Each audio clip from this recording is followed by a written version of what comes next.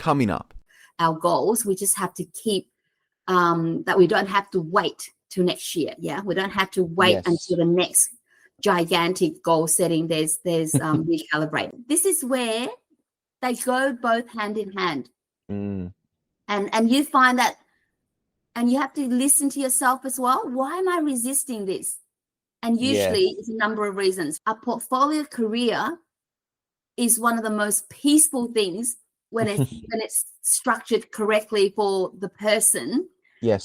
And not just peaceful, but fulfilling. If I had to put an equation on it, is when you feel emotionally, physically, and mentally exhausted from excessive demands of you from your work or even in your personal life. Natalie Tran, welcome. Hey, Kieran. Thank you so much for having me back. Yeah, it's a pleasure to have you back on.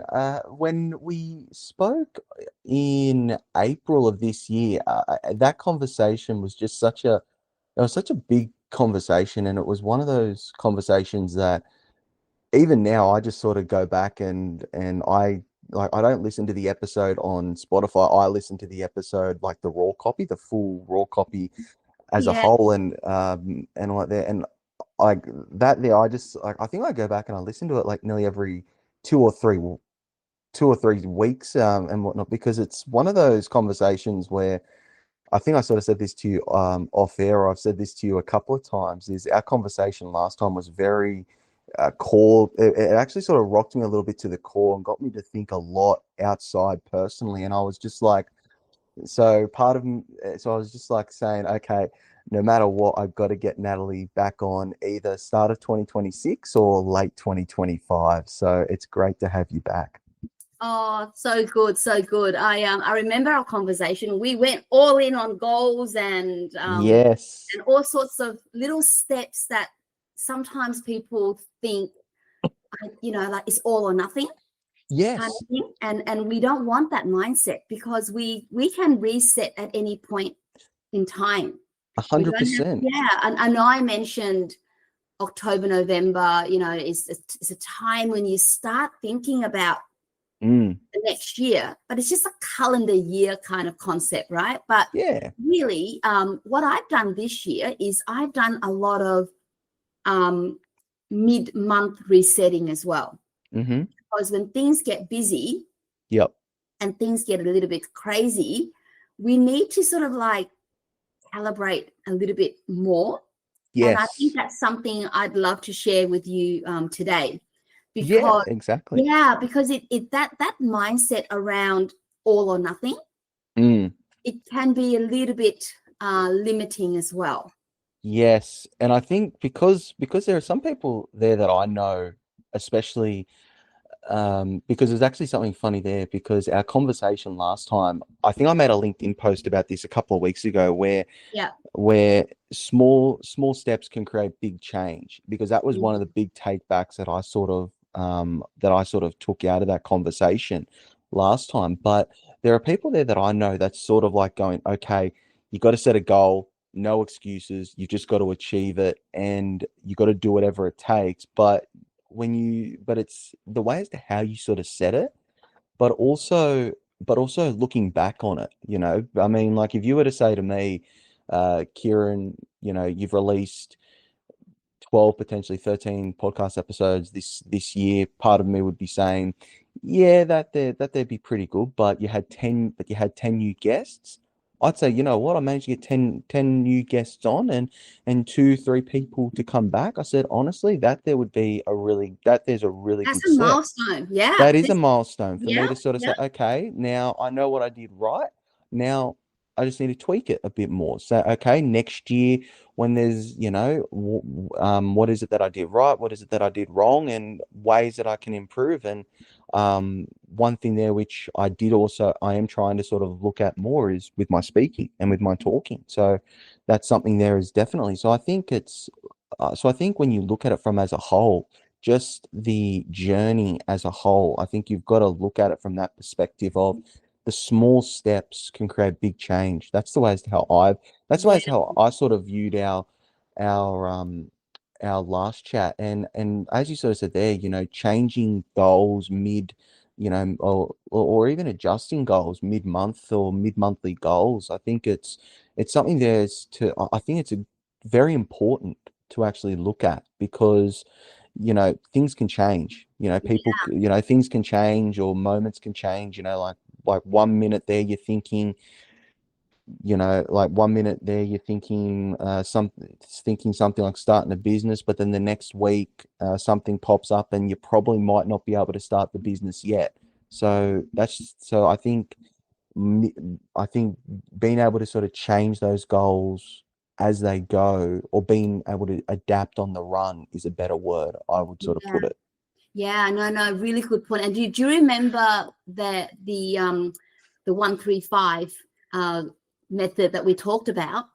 So Yes. sometimes it's in I know that you've got your big goal, and then you've got your 3 strategic items, and then you've got your 5 strategic tasks at the end, right? And I always Yes. got the word strategic in front of them, because it makes you think, do I need to do that thing? Mm, Even if those 5 items, at least some of them are a little more like, just do them, yeah? But yes. it allows us to get into the mode of asking, do I still need this? Because things change, times change. And that's when we may need to tweak the 5 elements Yes. of that. So you've got the 135, right? So the big giant goal, you've got the 3 smaller goals, and then you've got your 5. So then Yep. you might go back to the 5 and go, okay, given this has happened to me at the moment, this is the only resources I have, this is the growth I have, and all of those items, what do I need to do? So I'll give you an example Yep. that I think a lot of people would resonate with. Mm-hmm. Is in June I actually signed up to a coaching program. Yeah. Okay. So I thought, okay, well, that's one of my strategic tasks is to, because every year I've got a budget for coaching, a Yep. budget for elevating and all of that. And then I signed up all of that. And about a few weeks in, I said, this does not feel right. I think Mm, I've purchased the wrong one, but I've committed the money into it. I mm, have, all of that, right? And there's no refund, all of that. And then I thought, was the purchase made in haste? And I go through the scenarios, or was the marketing not amazing and was a bit misleading, and hence I thought I was. And it just came down for it to be a combination of a mm. bad decision, not doing enough research and all of that, right? Yeah, it's one of those things there to which, you just got to look out for as well. Yeah, Yeah. yeah. And so then I decided that one of the 5 things that I had in there, I said, you know what? Instead of like just turning, doing the coaching, all of that, and not feeling right and not really helping, and still invested my time in it, I said, you know what?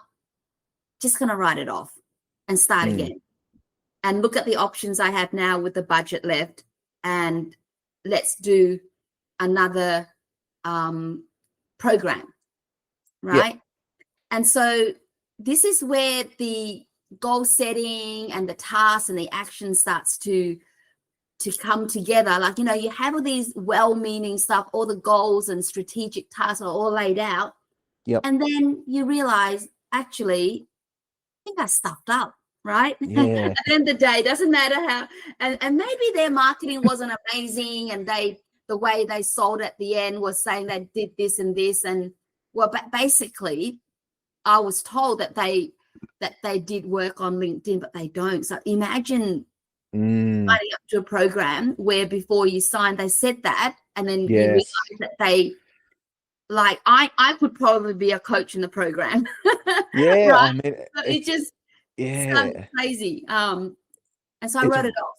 it's one of those things there to which I think, like as you just sort of said there, that you just wrote it off and then moved to the next one. I mean, like knowing what some people would actually do is their their ego probably wouldn't even allow them to just sort of say, oh, look, you know what, I'm gonna I made the mistake, or I'm writing it off, and all that there, they would just sort of just accept it, if that makes a bit of sense, because they put in a bit of money. Um, it does, I think, take a lot of, uh, it takes a lot to actually just sort of say, yep, look, you know what, I made a mistake. I'm recalibrating, and I'm now back on the right. I'm back on the right path. Yeah, yeah. And it was a decision because you could spend more time Yes. thinking about it, getting mad about it, Mm. mad about the way they marketed it or whatever.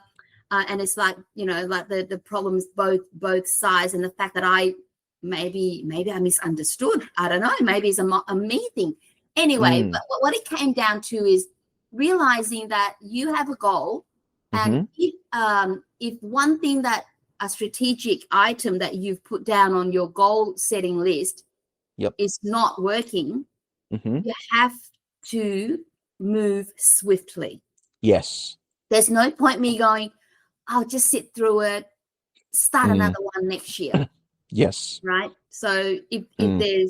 there's a goal you need to do and you need the support, and I'm not suggesting people go out and get into debt to get a new, pay No. for new coaching programs, but it's almost about, well, maybe even if I can't afford a whole program, Yep. can I afford some smaller master classes or whatever, right? It's about Exactly. being resourceful. So that, Exactly. yeah. Exactly. It's almost like a business sort of, almost like a business decision, like, so to speak. Like if your business, if you made the wrong decision, and if the business is, losing money, or not making the money that you actually thought, you got to act swiftly, or else, the business, so to speak, in this instance, could go, could not be there by the time by the time the years end, or whatnot, or Yeah. by the time you try and set things up for the next year. So it's Yeah. almost like a business. It's like, so that's the way, it's how, as soon as you just sort of said that there, to sort of move swiftly, I instantly just thought of a business, as to how it's like, okay, if you make one wrong decision, you got to learn from it, and then you just got to move on and say, okay, yep, okay, we got to move swiftly. This is, we did A didn't work, let's just move on to B, and go forward from there. Yeah, absolutely, absolutely. And that is something that we, as goal setters, as people who are moving forward in different aspects of our goals, we just have to keep that we don't have to wait till next year. Yeah, we don't have to wait until Yes. the next gigantic goal setting. There's recalibrating. Yeah. Yeah, it's actually funny that you say that, because we are recording this on November the 12th, and we're about 5 or 6 weeks out from 2026, and this is sort of around the time period that you sort of see a lot of people start to try and say, oh, what are my goals for 2026, Yeah. and just hold it off until then. And that's sort of the bit there, as to which it's like, oh wow, like, um you don't really need to sort of just wait until 2026, because really it's just a day. Like, what's the difference between December 31st and December 31st Yeah. and January 1st? What's the difference? Exactly. Exactly. You just have to keep. Yeah. Just have to keep going. So good. Yeah, except on January 1st, you get a public holiday, so that's probably the only reason. So, but if you are wanting to but if you are looking for a change, and you are sort of thinking, in this sort of period, I've had a bad or a long 12-18 months, and you're probably thinking, you know what, I probably do want to have a bit of a change leading into 2026. How would you go about it? How would you go about it with the steps, really? So what would you say to someone if they came up and asked you, Natalie, I'm thinking of potentially maybe even transitioning into a different career path, or I'm just looking maybe for a change in 2026 right now. What advice would you sort of give them? That's a really, really good question. And you know what? That question, when asked, when it's asked, when people ask me that question, Yep. it actually doesn't really matter what time of the year they ask that. Oh, wow. So I don't go out and say, hey, it's near the end of the year, if you're not happy, you should leave. Blah, blah. That question is a lot more involved. And yes, I actually will get a few people because it's at the end of the year and they want to, sort of like start new and all of that and make timing work and all of that, right? But it's not necessarily even a good time of the year to even be thinking about that. But just to answer that question you've asked, I always go back to their goal. So before I give specific advice, I pick, like, I actually spoke to someone on the weekend. Actually, they did a quick call with me, a quick strategy call with me. And I said, lay out what is happening in your world right now. Tell me what's not working, what's working. Why did the word transition even pop up in your head? Right? What made you think you wanted to even transition? So we go really deep, and you might have seen some of my posts where I talk about that as well, where I go, okay, it's more than just thinking, okay, it's that time of the year, we have to jump. I'm 3 years into my role, I need to move. People sometimes I have that sort of like that rough. Well, I see I that discourage mentality. that.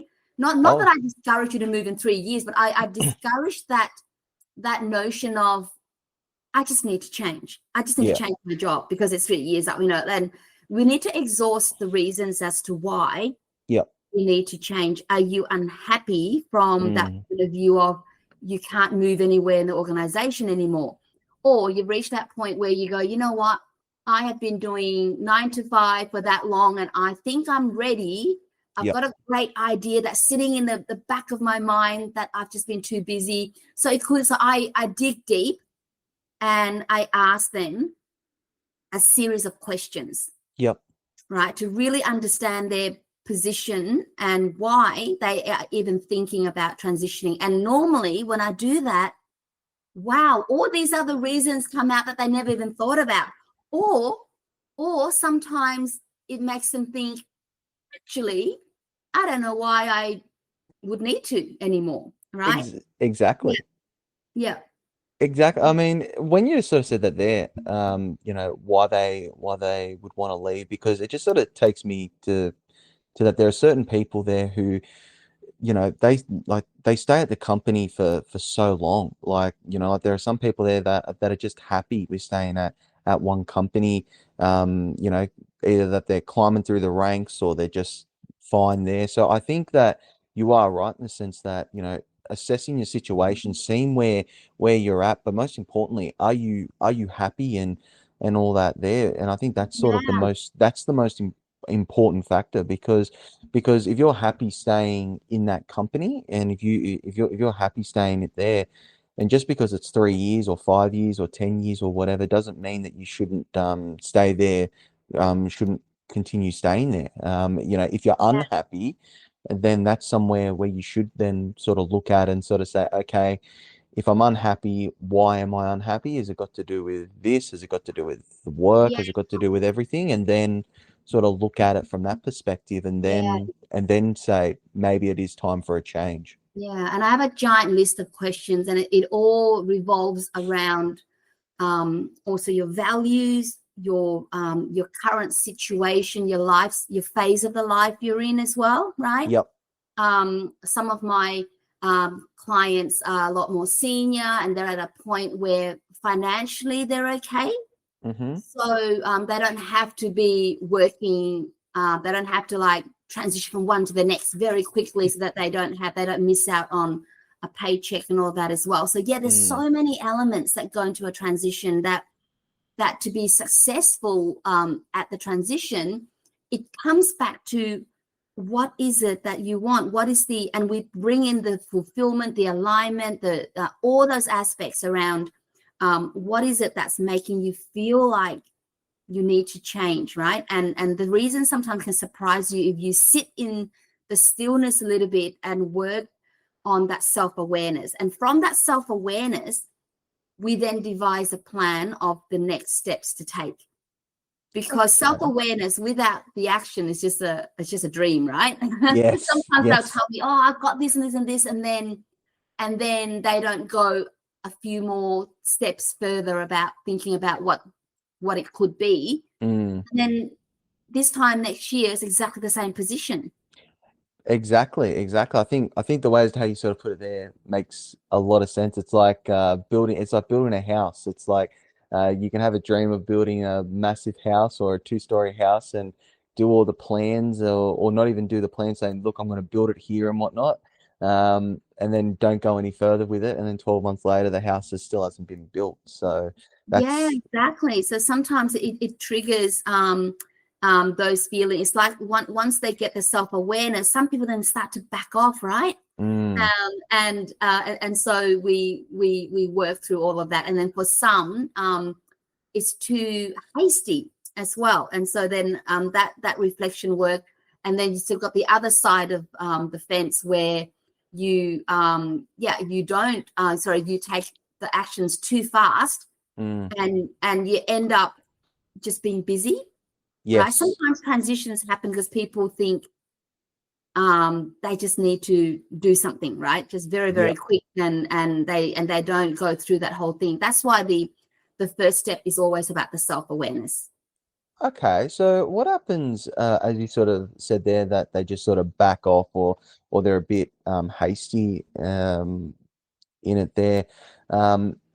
Because the way is how I sort of look at it there, if you are hasty, you're either going to either go into it half like not fully 100%, or you're not going to do it to the best of your ability.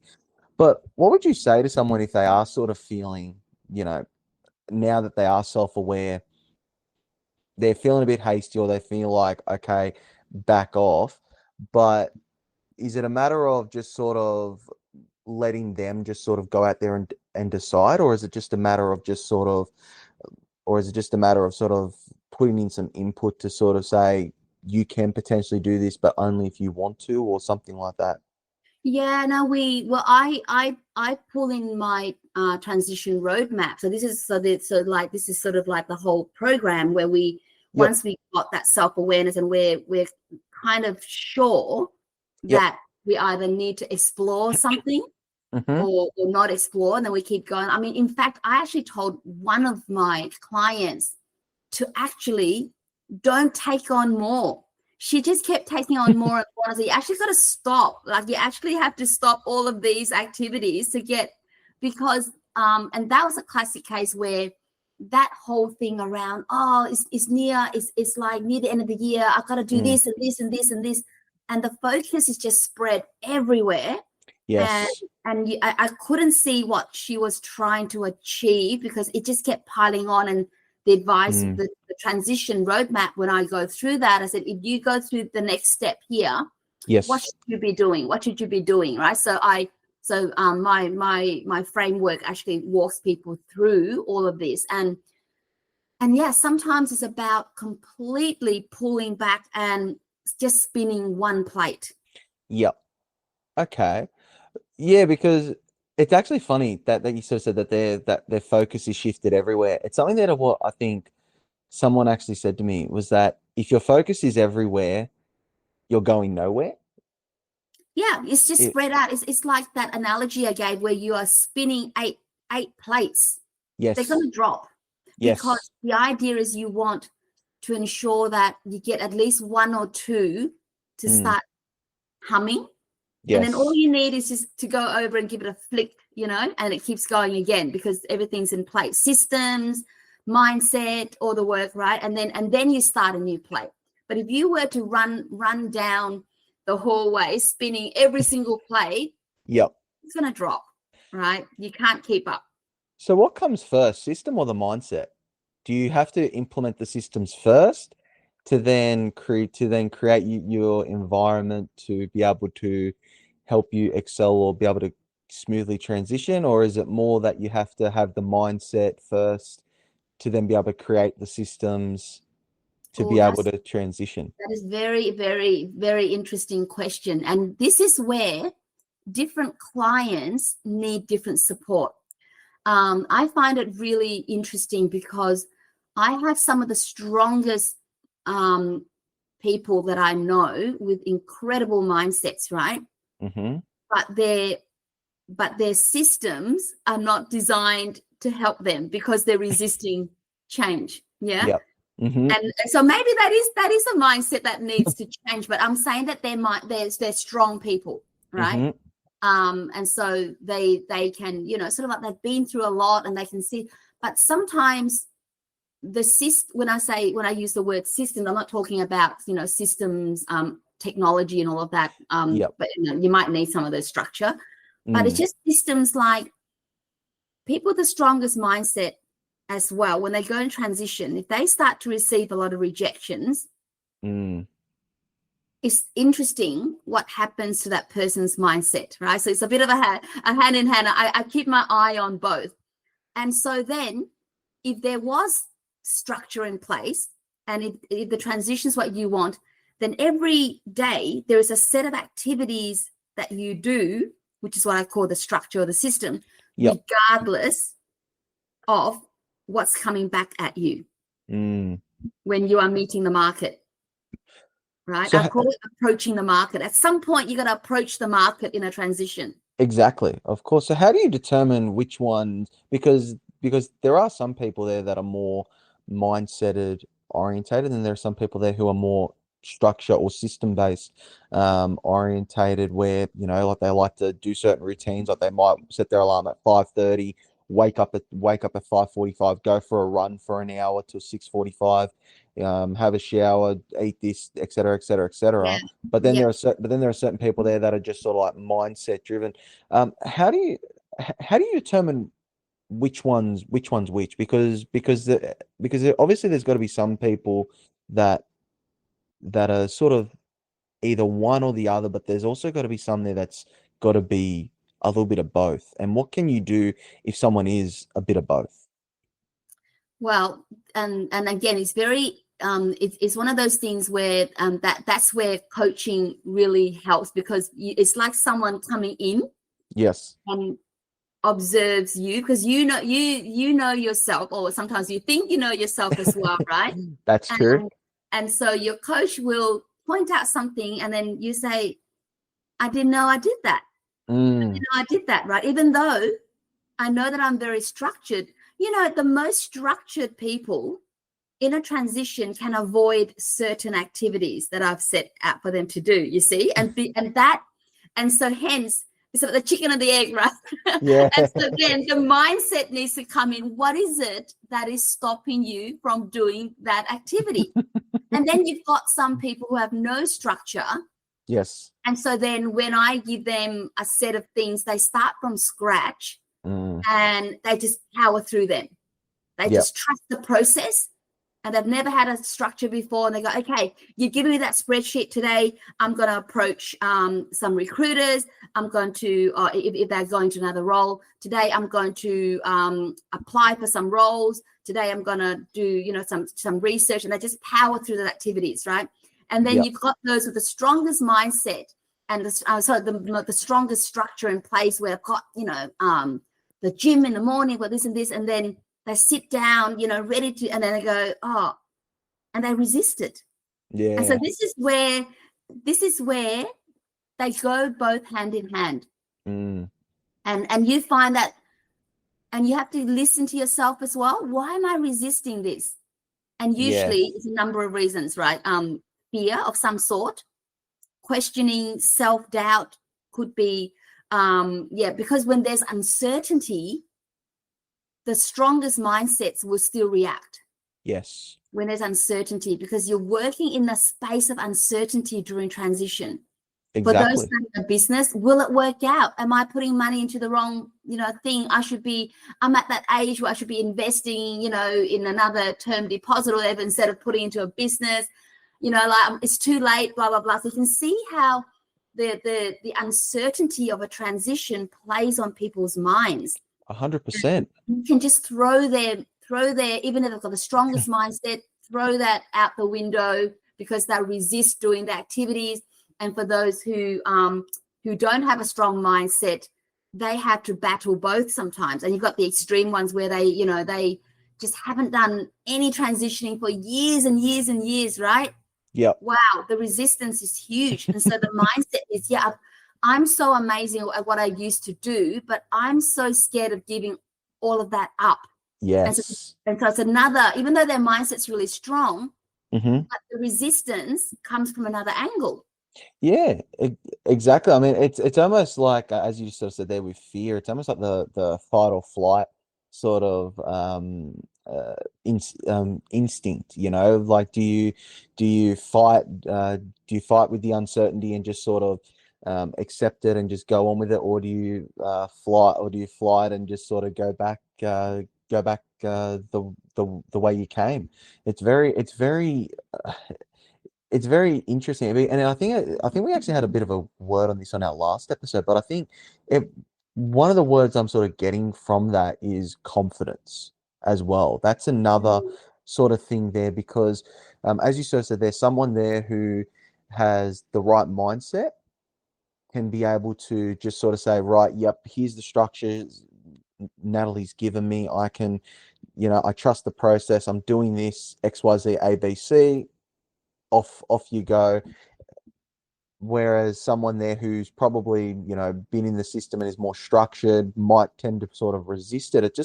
That's just one of the words that has just sort of popped out to me through this little passage here, is confidence. Yeah. Confidence is such an interesting word as well, because you have those who in their own field, they've practiced it for so many years.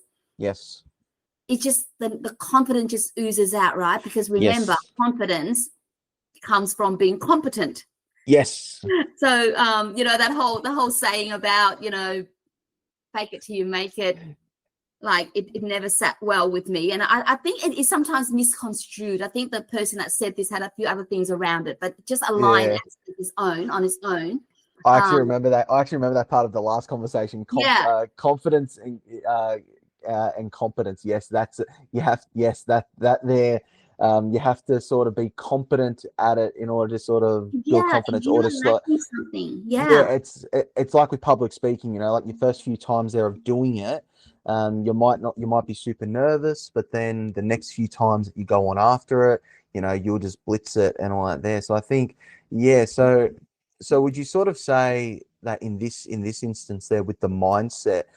So if you're so actually I've actually just changed my question now. So why is it then that would someone who's more structured based be resistance then, if they sort of say, okay, this is the structure, this is the process, if they've already done something like that before? Why? And someone who's got a stronger mindset is more inclined to sort of take the structure and actually just go with it. That's my point, is that even someone with the strongest mindset, Mm-hmm. when they're put in a position of uncertainty, they may react differently too. Okay. That's what I was saying. Like if someone's been at one company for 30 years doing the same thing a lot, they're very competent at that, and then Yes. the next move they need to make, whether it's voluntary or not, right? Because there are Yep. redundancies out there. Yep. It starts to play, even with the strongest mindset will start to question, Okay. why can't I get these interviews? What's going on? How come I'm not getting through the interviews, and how come I'm not selected? So all of these, they can, like, even the most confident people, because they've done their thing for so long, right? And if they're pivoting slightly and all of that, because they're pivoting, you can see their confidence drop. Like, for example, they have to now build in AI into their work or whatever, right? And so this is where I say to them, do the smallest things. Take a small course. You don't have to be an expert in something. Do whatever you need to do, so that when you are in an interview and you start to feel nervous, the way that we show our confidence is if we have practice beforehand. So remember, like for me, confidence comes from mastery. Mastery gives you the competency, right? Hmm. And then if you have those two, what comes out is the conviction. Yes, yes. This is actually taking me back a lot from our Yeah. last conversation, and it's almost like which will then just sort of lead to sort of the next part, which is building a portfolio, which is almost like like you're building your own personal self-worth portfolio. I mean, because one thing there to which what I've learned when working in the startup world is, you know, to begin with, obviously, you're probably going to be starting with less money, but you're also going to be starting with a lot of less staff. So you have to learn to be a jack of all trades. And I think if you can put that into, whether or not, doing like these courses to help improve your worth a little bit more, it can also sort of help you improve your potential chances of potentially getting hired, but also improve your worth for career aspirations. Because as you just sort of said there, you don't have to be a master at something, and whatnot. You just have to take a course and just potentially just sort of get good at it and get better and better at it to the point where someone might be able to sort of ask you to do some consulting for something else, Yeah. or whatever, to help build you up with that career Yeah. portfolio. Yeah, but it definitely starts with confidence, starts with being, learning so that you can get more competent at it, right? Because Yes. that's the only way, and then you practice and practice and practice till it becomes second nature as well. And that's Yes. when that confidence oozes out as conviction. And people, when you talk to them, they're like, I can see why you're the authority, or I can see why you would be a great fit for this role, right? Just getting Hmm. back on the portfolio career. Yes. Portfolio careers are becoming more common. Hmm. Like I see a lot of mid-career people and a few more of the senior candidates where they go, you know what, Natalie, I only need 2 board positions and Hmm. maybe 1 contract role that aligns with that, as an example, right? Yep. And so then we look at the gaps involved in setting up that portfolio. It's not for everybody. Hmm. And I'll share my own experience. So when I transitioned from finance into coaching, I had 2 Yes. young kids, not much babysitting help at the time, uh, fairly limited. Hmm. And I was a bit burnt out. So I was studying wellness a lot. So it then allowed me to branch out. And I said, I just want to see, because I really want to help the executives be well while they are career transitioning. So I went and did a well-being course and a fitness course, and I came out of it Oh, teaching wow. anti-gravity yoga. I'm not sure if you know. I was teaching Pilates and anti-gravity yoga, and Hmm. that also funded a little bit of my coaching, as in like learning, getting Okay. accreditations for coaching, or doing free coaching to build up my confidence for the coaching, right? Mm. Yep. So then and as a young mom, I was able, and I landed on that. I was able to teach 5, 6, 7, 8 o'clock times, come back, do a handover with hubby. Yep.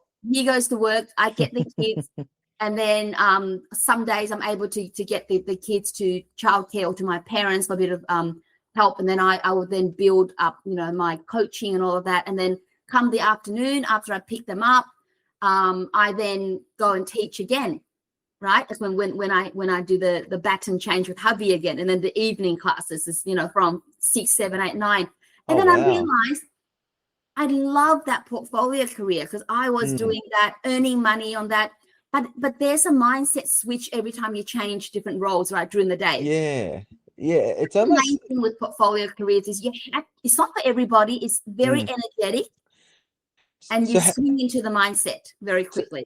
so how do you determine if it is for you? I mean, like, or how do you know if it is meant for someone? Because obviously, obviously people we ourselves would like to think we know ourselves better than others, but then there are some people there that know us better than ourselves at times. Like I feel like for me, my mentor Chris, I feel like he knows me probably better than myself at times, because just the way as to how we have our conversation. So how would you sort of know if the portfolio career or that sort of style of career is made for you or is made for someone? And what would you sort of say to someone to help them go about that?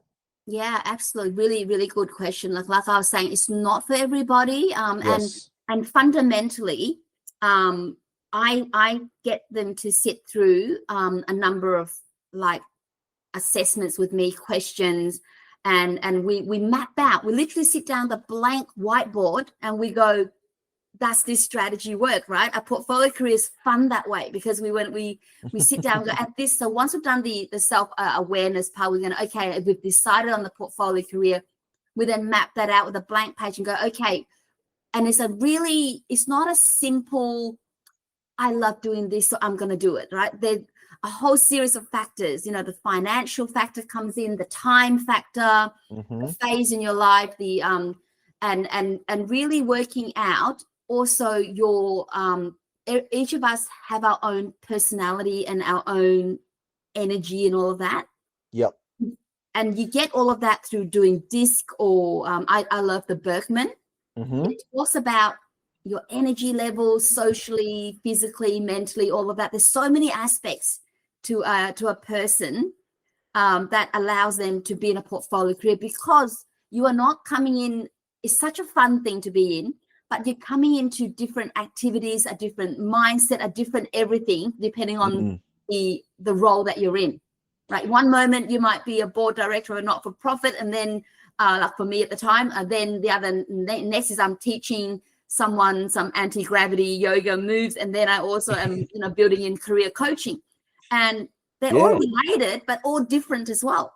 Yeah, it's almost like you have to wanna have chaos, so to speak, in a bit as well, because like there are people there, and look, I say this all the time. I respect people there that have the 9 to 5s, but then there are people there who might just sort of say, look, 9 to 5 just isn't for me. But working, say for example, say 3 hours a day on say my Pilates as a Pilates instructor, 3 hours a day on coaching, and then 3 hours a day on XYZ on something else. I prefer something like that there where it breaks it up, keeps me focused, keeps me energized and all It's not for and all all, that but there. it's not for all. You're right. Yeah, And exactly. those assessments, like and again, self-awareness, and it comes back to whether it's the right setup for you. It's not for Okay. everybody. Some people just love coming in, everything's the same as your desk is exactly the same people, same setup, right? And it's a jam for them. It's like, yes, this is it. So yeah, so I think it's important to really know yourself, and this is where when I work with clients, that coaching aspect really helps because we map it out. We Mm, treat it like a giant whiteboard, and we go what. And yeah, we go through a lot of detail. Like it's not just a matter of I want to teach Pilates, so I'm going to do it, but does it work? Is this, and does it mm. line up with this? And where's the synergies between this and this and this? And we go through everything. And Okay. yeah, by the end of it, we tweak it along the way. Sometimes it takes 3 tweaks before the portfolio Oh career. wow.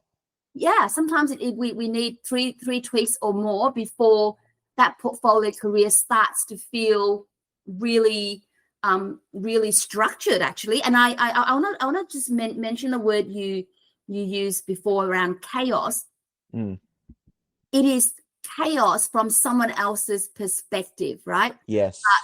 A portfolio career is one of the most peaceful things when it's structured correctly for the person, and, Yes.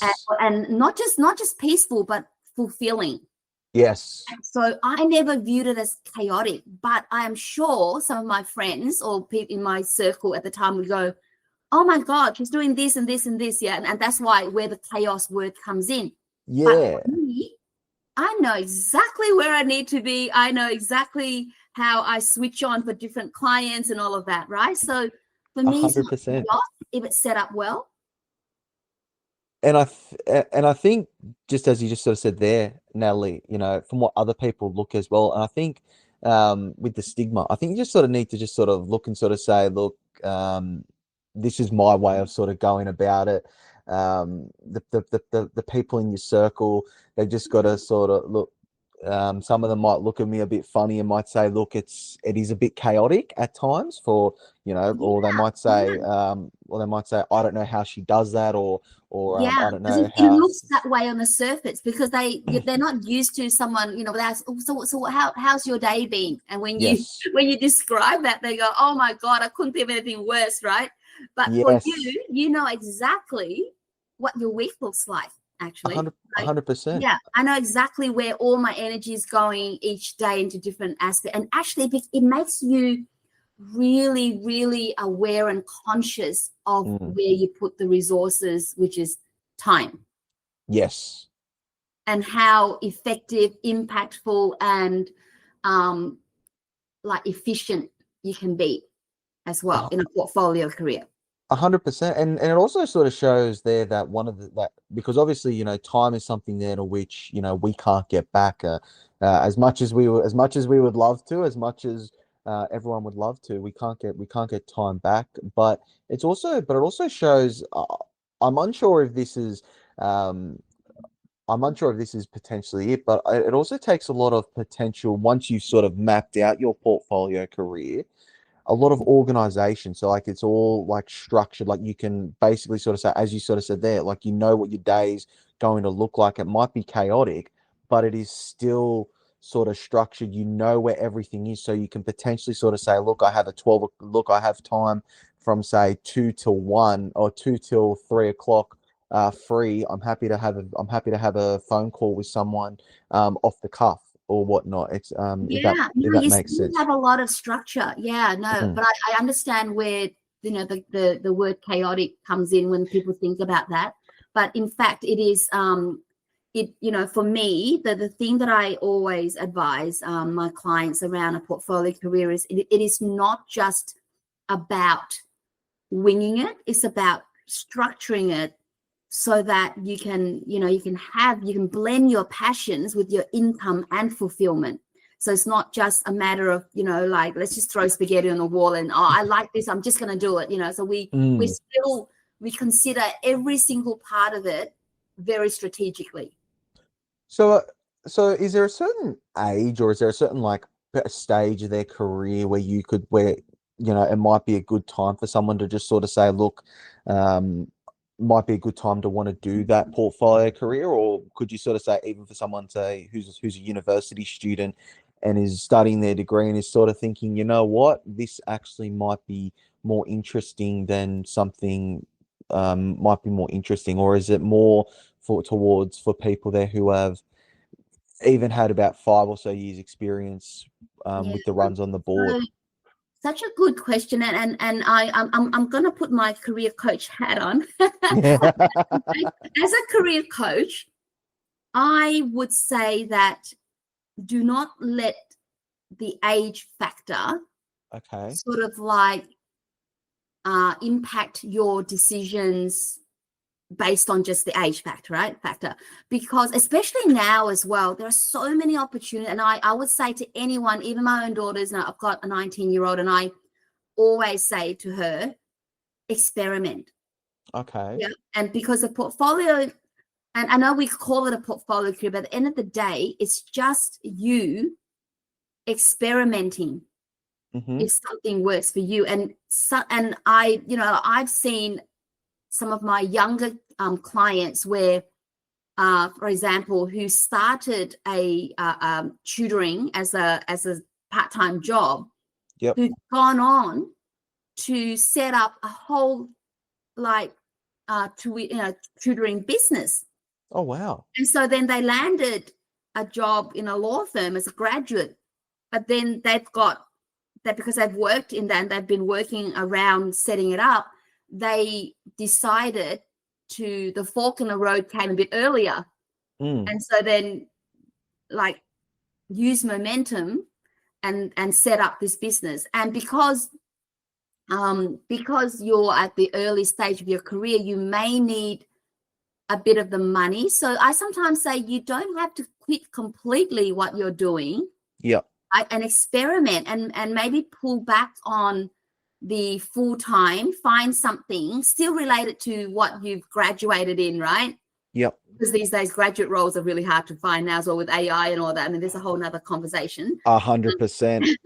And yeah, and explore, experiment all the way, because Okay. it could happen much earlier in your career. And then you've got your mid-careers, and you've got people who are about, I call them active retirees, because then no one's ever retired, right? Active retirement, where I've had people say to me, you know what, Natalie, you know, one board role, two board roles is plenty for me right now. And if I have one more, say a 10-hour contract consulting gig that comes on the side that aligns, I'm done, right? Yep. And because they, yeah, like they don't have that, you know, the young family, you know, sort of like private school fees and all that kind of stuff anymore. They can, you know, this decisioning is different for every age group, right? And actually, not just age group, but just individually as well. So some people have been better savers and better investors. So then they, you know, even in their 40s, they can have, you know, more time to play with in terms of like, or more, they can experiment a little bit more. And others was a bit more cautious. And so then our strategy will be around ensuring that we minimize any potential sort of like impact of their you know, sort of their resources in terms of money as well in starting something. Yeah, exactly. I mean, I think that way there. I mean, when you're talking about active retirees and whatnot, it reminds me to someone who I've actually worked with before, Bob Turner, he was the former Sydney Kings coach back in the 70s and 80s and whatnot. And I worked with Bob at one of my previous startups, and yeah, Bob is still just actively just, you know, keeping himself busy and all that there. And like, to me, it's like, as soon as you sort of said they're actively retiree and whatnot, I just instantly thought of someone like I love that word. I find you know, if you think about active retirement means, and it doesn't even mean you're working. Active retirement could mean you're volunteering. Yeah. You could be doing, so and it helps your mind, it helps the belonging, all of that helps the community, so many aspects. And because the word retirement means you wake up and you've got nothing to do. Yeah. About the word retirement, right? Yeah. And retirement is fantastic. Yeah, but because that's true. And I think also, and I think to sort of tie it back in there as to what we were just sort of saying there with the mindset, I think the younger, could you say that potentially people there who are younger or potentially more like willing to sort of take the risks, even if their financial situation isn't where they want or where they should be in this sort of scenario of wanting to create a portfolio career, they would potentially be more inclined to sort of say, look, I've got nothing to lose here, to be honest. I'm gonna, you know, I want to do this. I want a portfolio career. I'm gonna go for it. Do you think that they're leading back to what we were talking about earlier in the conversation with mindset and structure? Yeah, absolutely. So and again, it's about ensuring that you don't take, and this is where the strategy work with me comes in. We really map it out, and I as much as we want to take risks, and we want to make sure that the risk that you take has been, you know, researched and worked on and mapped out and all of that, right? It comes back to the individual being ready. Sometimes they may not, for example, if they're not quite financially ready to go all in. Yeah. And if they're on the younger side, we just spread out the time a little bit more. Yeah. Right? Why go into something where you are so pressured financially that you can't even operate? Like, it's just so tight, right? So then we calibrate our portfolio career plan. We go, okay, well, at the moment you're going to do 70% of that, not 40 as you want. Yeah. Yeah, And so exactly. that's how I tweak it. You might want the proportion to be this, this, and this, and this, but Mm, right now, given your situation, that should be the percentage. And so then we find ways to get that okay. to work, right? So that's what I mean by recalibrating the way we think. So Mm. there's no black or white formula for everyone's portfolio career is so unique. And I, I yeah, agree. I agree, but I also think it's also just sort of like with the mindset as well, because I just sort of like just the way it's how I'm thinking of it as well, like from a sports analogy, for example, because like I'm a huge sports lover myself, and I've also got a sports background, is that if you're down, let's say by 3 goals and there's only 2 minutes to go, say in AFL, mm, you've got to just sort of almost sort of say, look, bite the bullet. I might, I'm going to try and go on the attack and try and kick myself 4 goals in 2 minutes.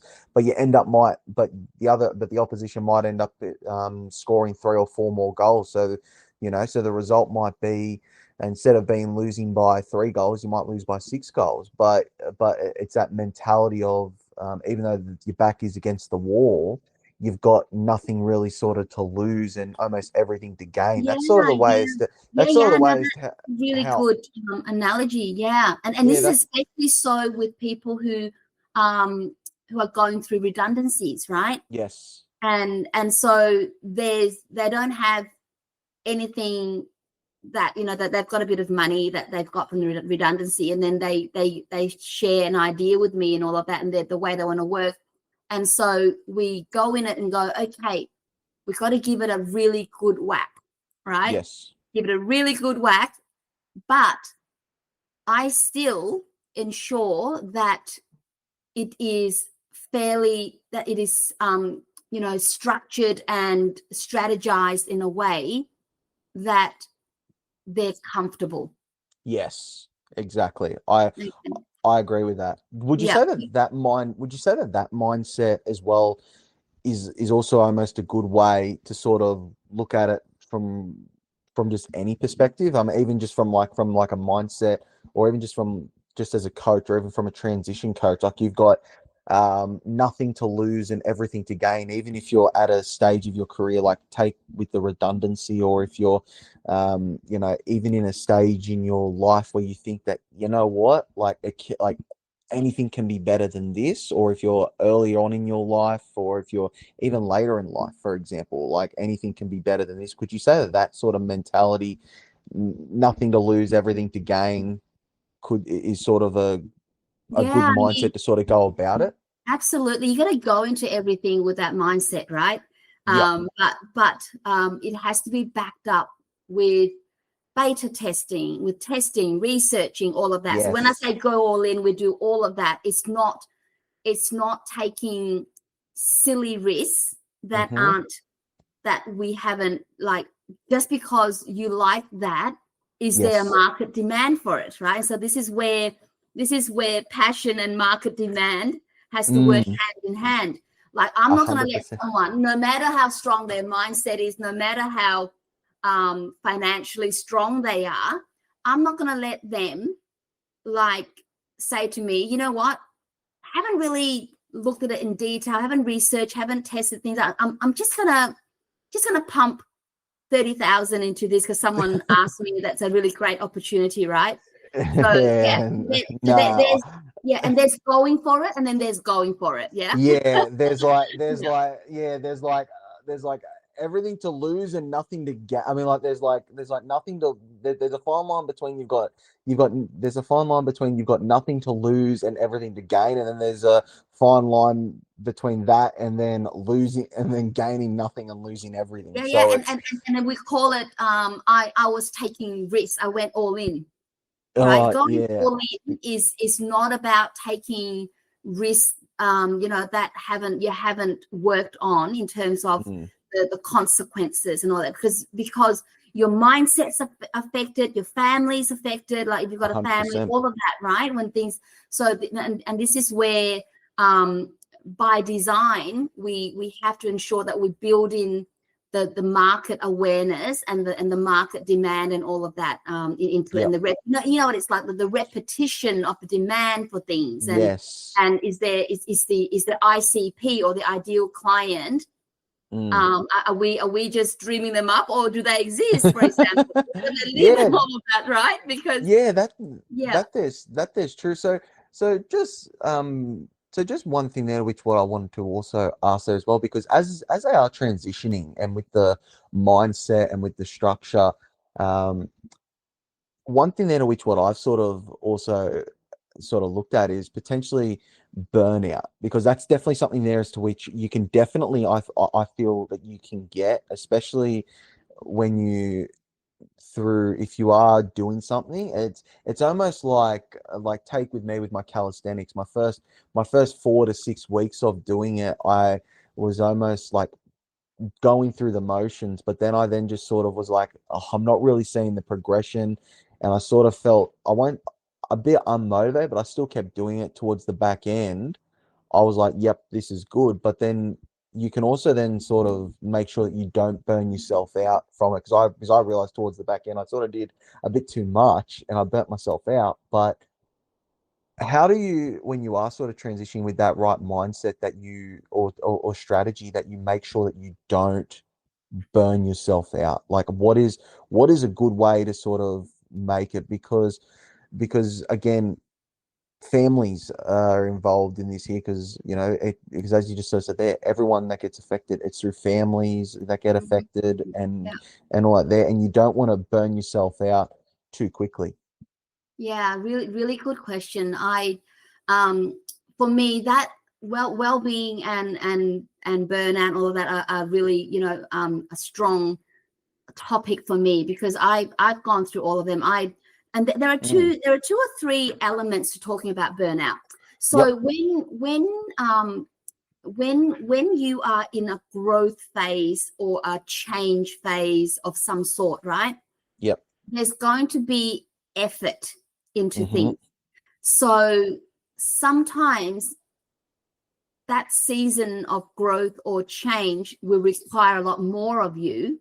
Mm. And so there may be weeks when you don't even go to the gym, Yes. because you're putting everything into a launch of some sort and all of that, right? As long as you're aware of that, and you know that a growth season requires that. And it's okay that you could be up to midnight or 1 o'clock working, like when everyone else is Yeah. all that. But that awareness needs, to come back and go, okay, now that I've done that laundry, that we now have to make sure that we go back to what feels like self-care to yourself, now that you've gone through that intense growth phase, right? And that Yep. as long as you know to do that, because it's unrealistic for me to say to people, you know what, just live a balanced life. And what is a balanced life anyway, right? Yeah. What is it? What is it? So it's not about that. It's about recognizing those uncertain times, the change phases, all of that. That's going to require that extra effort, and sometimes it does feel like burnout, because you're up, you're not going to the gym, you're like just maxing out your hours of launching something, especially at the start, if you don't have resources of people to help you and all of that, right? But recognizing that it's a phase, and you need to undo that and get back to some kind of rhythm and routine that supports your well-being, right? And because burnout, there are different phases, and the worst phase is when it completely is embedded in your life.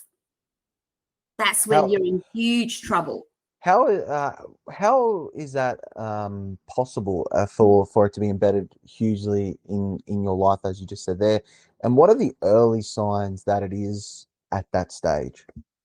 Well, for many overachievers and all that, if it's embedded, there's a point where I've even had some of people that I've known, in my circle of people, where they can't even get up in the morning. Oh, wow. Yeah, it is that bad.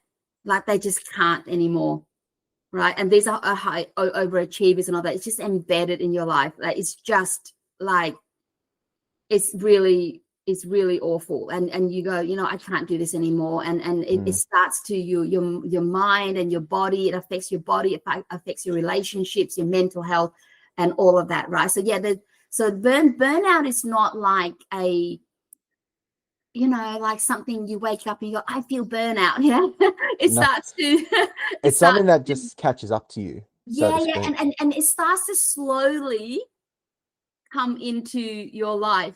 And you have to know when to sort of like start to look after yourself and start to go, okay, draw boundaries of saying yes anymore and say no more and all of that, right? As I was saying to you, there was one client where I actually said to her, you've got to say no. I can see the signs already. You have to say no. Do not take on any more until you resolve this, Okay. Right? You are heading towards burnout if you keep going. And you may think of it as, oh yeah, I'm going through growth and change, but they're in a pattern where it's not anymore. It's like they're just surviving in that mode. So right? what's the difference between that they're going through growing pains and that they have sort of slipped into that burnout? So what's the sort of difference? Can't they? And sometimes they just can't see a way out. It's just too much. Overwhelmed, headaches, tiredness, like chest pains, even heart. Wow. Yeah, heart palpitations. Yeah, and tiredness, fatigue. Not feeling positive about what they're doing anymore, because overwhelm has completely taken over as well. Wow. So it's almost like sort of. So it's almost like saying there that from the burnout, it's like, okay, when you're just starting out, the growing pains, that there's, you're going to experience some growing pains, or once it starts to affect your health, like, as you said there, chest pains and all that sort of stuff there, that's the sort of get up. Yeah, exactly. Not even wanting to get up anymore because it's just too much. So I also, have, and I might have to share with you. I've got you can do a burnout audit as well in your life for your life. So yeah. So what is that? I just take a walkthrough with some questions, around around how you can think about your daily activity. Oh, there's a whole heap of it. I'll definitely share it with you. Okay. Definitely. I think you'll love it. And when you see the questions, you understand, that is so important for us to be aware of that, because I think a lot of high achievers go, I just did what it took to do. Yeah. And that's okay. I've done it before. I've like, oh my God, I've got a launch, I've got to get it out. But I understand that this is not how you exist. Yes, it's not. And it's not the be all and end all. And I think it's this is not how you exist. This is a launch. This is a transition. Or you might have 1 week. You might have to prepare for 5 interviews, and you've got it's 100%. All happening, right? And then that week may be abnormal, where you're not going to your gym every day, or you're not. And you might, instead of doing an hour of gym, you might just be doing 5 minutes of stretching, right? In those phases, like you should be compassionate with yourself and say, that's okay. Yeah, that's okay. This is what's happening this week. And there's no point going, because then if you add on going to the gym and doing, that's more pressure anyway. Yep. You know what I mean? That adds more to the thing than you actually started with. Just quickly as to, because this is a question that I got in my head now. So what would you do if you or your partner or someone that that's close to you, like a friend or something, that you feel that they're experiencing the burnout? What do you do? What would you do, or is there a way to sort of talk to them about it, or is there a way to sort of go about it with them, or what is the best thing to do if someone that you or yourself was, really, or someone question. Is experiencing it? Yeah, I know that mental health and well-being is a big topic for you. So just remember that burnout is emotional, physical, and mentally exhausted. Yeah, if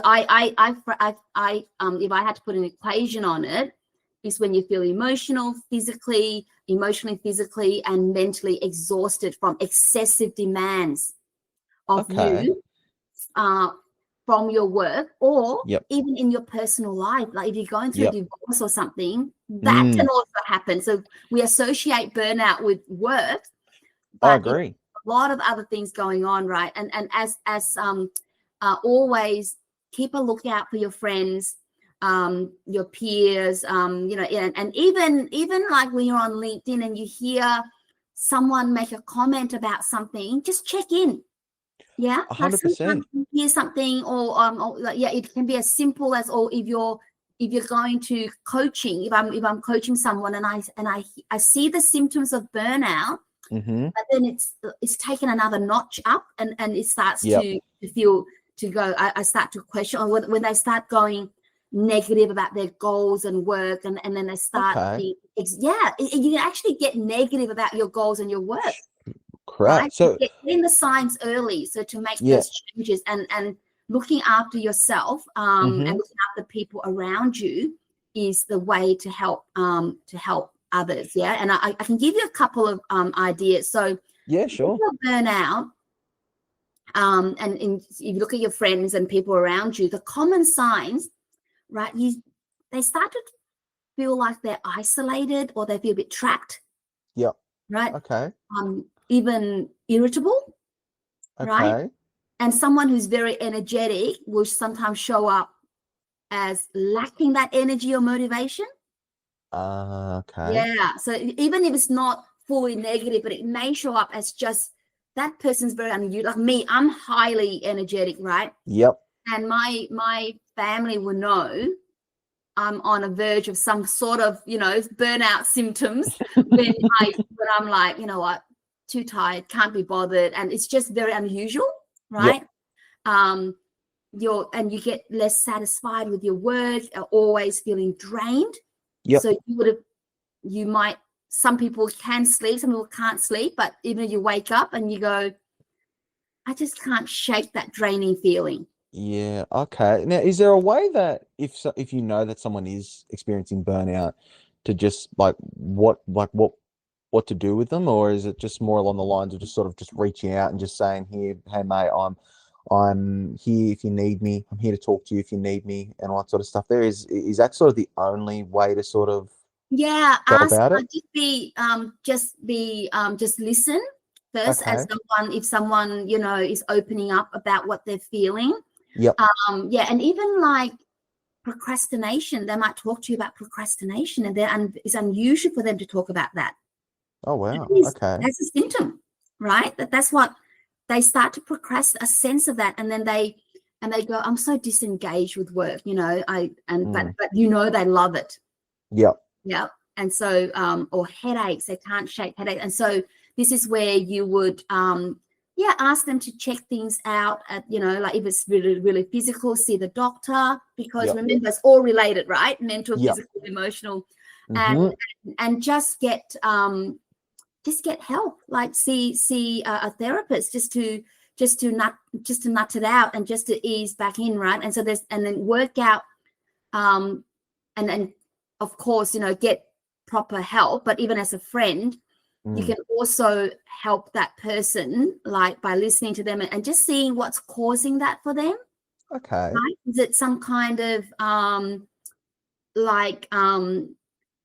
for example, to do with, and if someone's in a 9-to-5, is it because their job is so unclear, the manager's not supporting them, and they've got this prolonged stress or workload they can't shake? So this is where you can, and there's so many websites like Beyond Blue, and they all have amazing resources on burnout and all of that, so that people should go in and have a look at that, right? And and just ensure that you review, in my audit, I talk about the boundaries, right? Reviewing your boundaries, even like changing up the time. Like, for example, I used to go to the gym in the morning. Now I make it at 5:15, because at 5 I will shut everything down and I go. Yeah. And then you don't just keep sitting there. So sometimes just tweaking a few things as well to alleviate someone Okay. from getting into a burnout state, as a burnout system that they've built, right? Yeah, so Yeah, yeah, I think that there is very valuable to sort of, to sort of look at, because, like burnout, like people, because I've met people and I know people there who have burnt themselves out a little bit, and and like even I've experienced a bit of burnout there, even going I as think far as we back all do, as and I far think as it's as far not as back as uni. uncommon. And I Yeah, yeah, and I think it's something there as to which, if if we can all sort of see what the warning signs are, or even just sort of trying to reach out to someone there, it's a matter of, yep, this is what we need to just sort of do, just be there for them and to just sort of help them, yeah. so to speak. Those are the signs. Even procrastination, lack of energy, all of that is very unusual for that person. You know that Okay. it's start to embed itself in you, yeah. And Mm-hmm. it's not like a one-off. Burning out, like my time this week because I know I've got a launch and it's just there's no other way. That's fine, because after that, that person will bounce back into their routine and they do their things again, right? Yep, Yeah, 100%. yeah. So you can be stressed, but not burnt out. You know what I mean? Like you can be because of the stress of the load of work that week or that particular 2 weeks might be there, right? But it's the continuous stuff, right? The managing of Mm. it.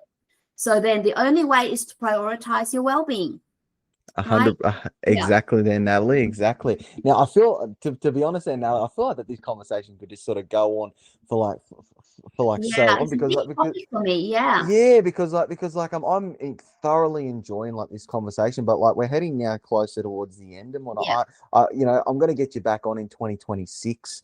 That I'm definitely going to be getting you back on, but just quickly before I head just to the last segment there, if you could give one person just one piece of just quick advice, just like, what would you say to them as we're heading for 2026? What would you sort of say to them, just as a parting piece of word?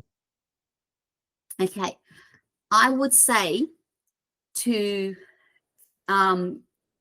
feel the calm Hmm. as you evaluate what's on your plate, Okay. and and doing that with calmness allows you to then like be kind to yourself and compassionate to yourself as well. Like you might look at your plan for the rest of the year and go, okay, I really wanted that, but I didn't nail it. So Yep. then, yeah, just sit in calm while you reevaluate what you've planned, Hmm. and really celebrate what you've achieved for 2025. That's advice Okay. I would give. I think people just don't celebrate enough. 100% there, Natalie. I mean, I think that's something there, as I said there on a LinkedIn post earlier, which was, small steps create big changes. But, when you turn around and look at, sure, if you haven't achieved your goal, but if you look back and see the steps there that you made, it can really sort of put things into a bigger perspective for you to sort of look at. So I think that's sort of a good way for everyone to sort of look at. So thank you for that there, Natalie. This now, my previous guest, Robin, she left a question behind from my previous guest, which is Robin, my previous guest, sorry, left a question behind for you, Natalie. And the question is, what advice would you give your 20-year-old self? I would tell my 20-year-old self to be even more curious. Okay. I I I was in when I was when I was in my 20s, my frame of mind was always around seek stability, right? And it might have Yep. come from a background, and all the things that I was experiencing Yep. for within the family and stuff. But yeah, I would advise is to be more curious and to learn more about yourself, even Okay. more, like get that self-awareness up, like really enjoy learning about yourself, getting curious about what makes you tick, what makes you like, cringe, and what makes you not want to do something and all of that, right? Because with that understanding, it allows you to keep growing as you keep going into your, your late 20s, 30s, and 40s. You never stop learning, but it starts with you. Yeah. And giving yourself permission to be curious and experiment and really just, don't have one mindset that I need to be, stable in one job or anything, right? And really experiment. To be honest, that's actually something similar to what I would say. I would sort of say to my 20-year-old self is don't get tunnel vision. Always, Tunnel vision. That's it.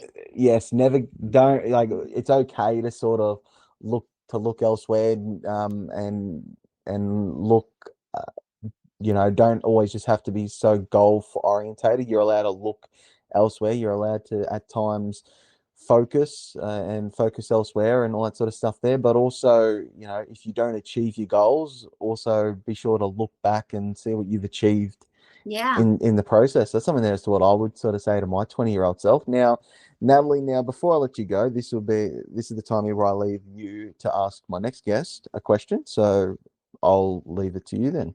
Yeah, sure. So this is a mini two-part. So if you knew there was something that you could not fail at, right? If you knew there was something you could not fail at, what would that thing be that you will do?